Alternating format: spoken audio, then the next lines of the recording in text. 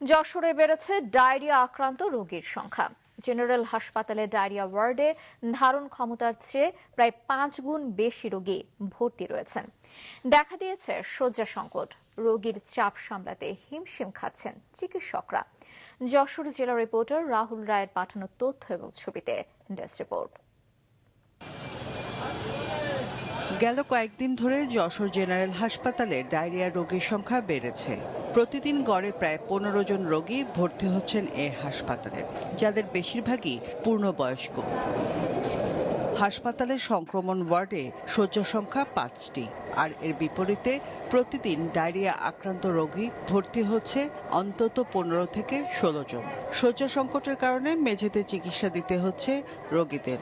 ওখানে একটা টয়লেট, এই সব রোগী একটা এখন যে ডায়রিয়া রোগী, ওখানে যে কি করে আমি থাকবো, ওখানে দাঁড়াইয়ে পায়খানা করে ফেলাচ্ছি, রুগী কতবার পাল্টাবো। আমি এখানে আজ 3 দিন আইছি, আমি কোনো পরিবর্তন বুঝতে পারছি না কাকা।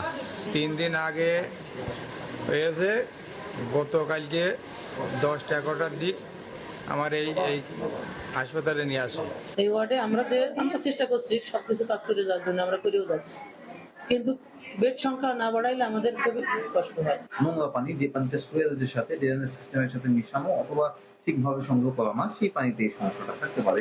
আমরা যেসব পাত্রে যত যে প্রক্রিয়ায় ব্যবহার করি, সেই পাত্র অথবা সেই সমস্যাতে যদি কোনো নোংরা অথবা অপরিষ্কার থাকে, সেই ক্ষেত্রে চাই যাবে।